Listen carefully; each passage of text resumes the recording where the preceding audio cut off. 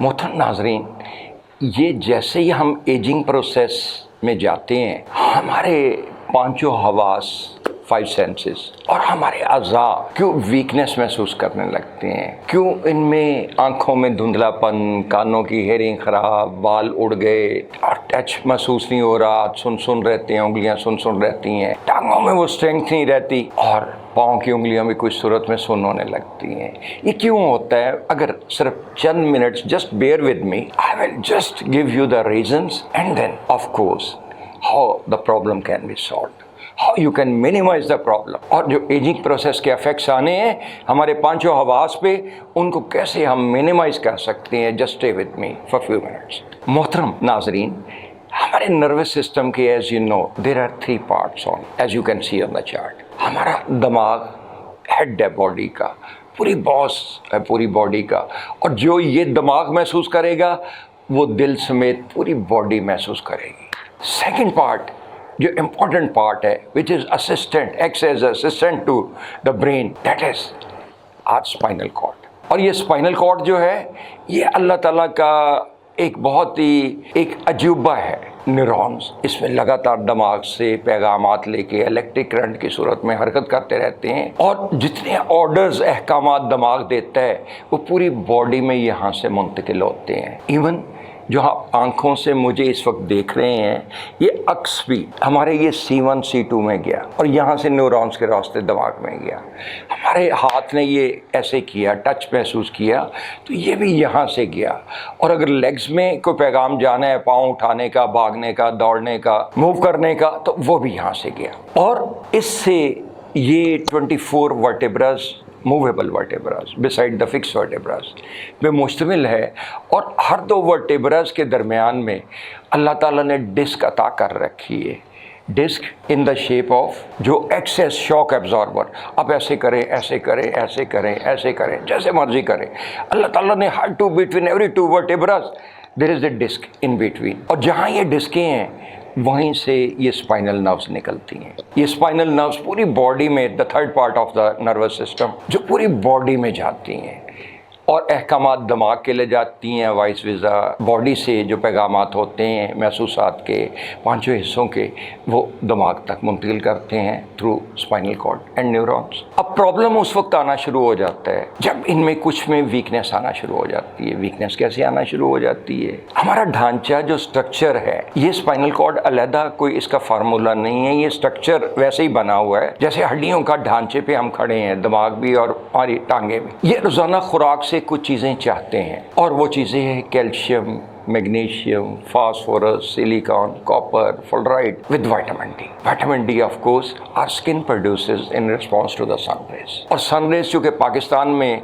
दोपहर के वक्त बहुत धूप तेज़ हो जाती है, तो मोस्ट इफेक्टिव विटामिन डी और ultraviolet rays are in the morning and evening when the sun, half an hour after the sun rises और half an hour before the sun sets।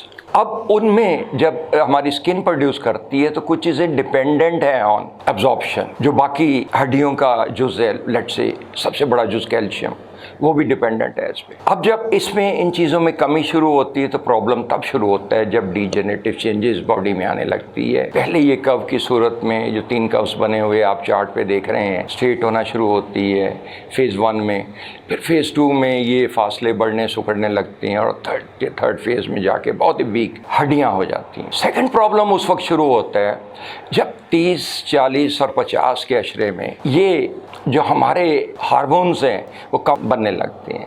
Let's say अगर testosterone ही 30 साल की उम्र में कम होने लगते हैं, जैसे कि चार्ट पे आप देख रहे हैं, तो उसका और बाकी जिस्म पे इफेक्ट आने के अलावा आपके इवन सर के बाल भी गिरने लगते हैं।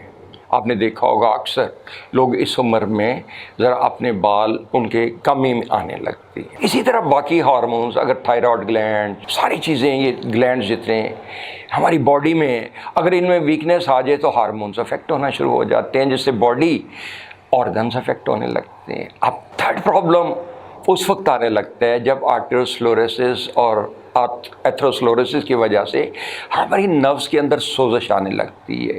ये सिकुड़ने थोड़ी सी लगती हैं, इनकी फ्लेक्सिबिलिटी कम होने लगती है, लचक कम होने लगती है, जिससे इनमें खिंचाव पैदा होना शुरू हो जाता है।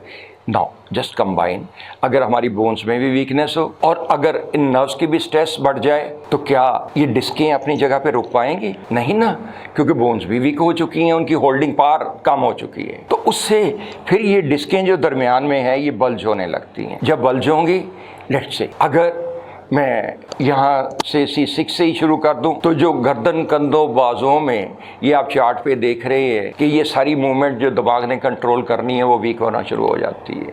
यानी ये टच वगैरह, ये जो स्ट्रेंथ है ये तो मुतासर होने लगी। और अगर आपने किसी ने MRI कराई हो तो उसमें लिखा होगा कि C5 C6 में disc bulge at C5 C6 and compressing the thecal sac और एग्जिटिंग नर्व रूट्स, कंप्रेशन। और अगर यही कंप्रेशन आपके ये लंबर एरिया जो लोअर पार्ट है इसमें आ जाए, लेट्स से L4 L5 की डिस्क या L3 की डिस्क में, तो ये नाभ से नीचे का और ये लंबर का एरिया जो है, ये नाभ से जितना नीचे का एरिया है उन सब को मुतासर करने लगता है। और जब एग्जिटिंग नर्व रूट्स पे प्रॉब्लम आ जाएगा, कंप्रेशन आ जाएगी, जैसा कि आप चार्ट पे देख रहे हैं, तो उस सूरत में फिर दबाव बढ़ेगा ना। दबाव बढ़ेगा तो अब बॉडी की रिक्वायरमेंट जो है, मूवमेंट की रिक्वायरमेंट जो है, जब आप लेट से लेटे होते हैं या आपकी गाड़ी लेट से एग्जांपल ऑफ योर व्हीकल, जब वो खड़ी होती है, स्टार्टिंग पोजीशन में होती है तो उसको कम फ्यूल की ज़रूरत होती है, और जब वो भागने लगती है तो उसको ज़्यादा फ्यूल की ज़रूरत होती है। इसी तरह जब आप रेस्ट में होते हैं, लेटने में कम खून की ज़रूरत है, बैठने में उससे ज़्यादा खून की ज़रूरत है, चलने में उससे ज़्यादा खून की ज़रूरत है। और अगर ये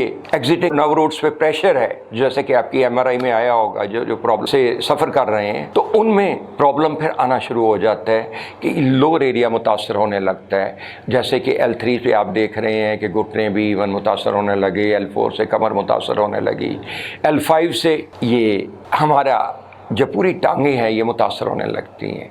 और L3 के जैसा कि आप देख रहे हैं, जब L3 से मुतासर होगा तो नर्व्स की स्टिफनेस की वजह से फिर अकड़ाव इतना ज़्यादा आ जाता है कि घुटनों के दरमियान ये जो स्पेस नज़र आ रही है ये रिड्यूस करना शुरू कर देती है। अब let's say the first 2 vertebrae on the top, जैसा कि आप देख रहे हैं C1 C2, इनके दरमियान में डिस्कें नहीं होती, लेकिन जब नर्व्स पे कंप्रेशन आती है तो पूरे चेहरे, सर और ये ऊपर वाला एरिया, आंखें, कान, ये सारा मुतासर होने लगते हैं। और एजिंग प्रोसेस में आके जब ये डिजेनरेटिव चेंजेस और स्पाइनल चेंजेस आती हैं तो उसमें ये प्रॉब्लम आने लगता है नर्व्स में स्टिफनेस की वजह से कि अगर दिमाग के ऊपर वाले हिस्से में प्रॉब्लम आएगा तो ये C1 C2 से आएगा। सर दर्द आने लगेगी, आपको मिग्रेन आने लगेगी, आंखों की रोशनी मुतासर होने लगेगी, कानों की हियरिंग मुतासर होने लगेगी। और कुछ सूरतों में तो ये जबड़ा जो है, जैसे कि आप चार्ट पे देख रहे हैं, इसमें खिंचाव आ जाता है, ट्राइजेमिनल नर्व जो है वो प्रॉब्लम पैदा करने लगती है। आपका जबड़ा पूरा खुलता नहीं है, चेहरा एक साइड पे खिंच रहा है। और कुछ तो पेशेंट ऐसे आते हैं जो कहते हैं कि हमें तो ऐसे लगता है जैसे करंट आ रहा है। और उसमें कुछ पेशेंट तो अपने दांतों का ट्रीटमेंट, दाढ़ें वगैरह निकलवा के आते हैं कि हमें फिर भी प्रॉब्लम ख़त्म नहीं हुआ, तो फिर पता लगा किसी ने बताया जी ट्राइजेमिनल नर्व दबी हुई है, तो उसमें प्रॉब्लम आने लगता है। तो नाज़रीन, अगर इन सब को हम ठीक रखना चाहते हैं तो पहले तो ये है कि हमें अपनी स्ट्रेंथ बोन्स की, उनको ठीक रखना चाहिए। बोन्स की स्ट्रेंथ कैसे? जैसे कि मैंने 7 अज्जा जो इसके बताए हैं उनका पीरियडिकली चेक करा लें, लैब से चेक करा लें, विटामिन डी एंड कैल्शियम का specially. And if there is a weakness, just take some supplement with the advice of doctor और उसको पूरा करें। और अगर नर्व कंप्रेशन आ गई है, जैसा कि मैंने अभी वजाहत की, तो उससे कायरोप्रैक्टर से एडजस्टमेंट कराइए। There are 2 alternatives only. You can third जो ऐड कर सकते हैं वो पेन किलर और फिजियोथेरेपी को ऐड कर सकते हैं। लेकिन जो बेसिक 2 अल्टरनेटिव्स आपके पास रहते हैं कि या तो आप उसका ऑपरेशन करा लें, उस हड्डी ने जहाँ पे दबाया हुआ है उस जगह से उसको नर्व कंप्रेशन ख़त्म कराएं, या फिर कायरोप्रैक्टर से एडजस्टमेंट करा लें कि हम लोग इसका बग़ैर दवाइयों और बग़ैर सर्जरी के ट्रीटमेंट करते हैं और एग्जिटिंग नर्व रूट्स जो हैं उन पे जो कंप्रेशन है वो दूर कर देते हैं और डिस्कों को वापस अपनी जगह पे ले आते हैं, जिससे कि आपकी बॉडी की पेन फिल फॉर अफाका शुरू हो जाता है। लेकिन ऑफ कोर्स ये कहने के बाद मैं ये ज़रूर कहूँगा कि अगर आप इब्तदाई तौर पे आ जाएंगे तो शायद एक सेशन की ज़रूरत हो, और अगर आप उसको लिंगर ऑन करते करते उसको इस हद तक गाड़ देंगे कि नर्व्स में बहुत ज़्यादा स्टिफनेस आ जाए, बहुत ज़्यादा अकड़ाव आ जाए, बहुत ज़्यादा डैमेज हो चुका हो, घुटनों तक का गैप मुतासर हो चुका हो तो then it takes time to cure, complete cure, but still cure is there and it will इंशाल्लाह बेनिफिट यू। मैं आई एम श्योर कि यू मस्ट हैव अंडरस्टूड कि ये हमारी वीकनेस क्यों आती है, हमारे अज़ा क्यों मुतासर होते हैं, हमारे पांचों हिस्से क्यों कमज़ोर होने लगती हैं। और अगर कोई if there is any query you can always ring me up and on my numbers and get your query answer, और मैं उसका जवाब इंशाल्लाह आपको ज़रूर दूँगा। जावेद मिर्ज़ा को इजाज़त दीजिएगा। अल्लाह आपको अच्छी सेहत से हमेशा मुस्तफ़ीद करे। अल्लाह हाफ़िज़।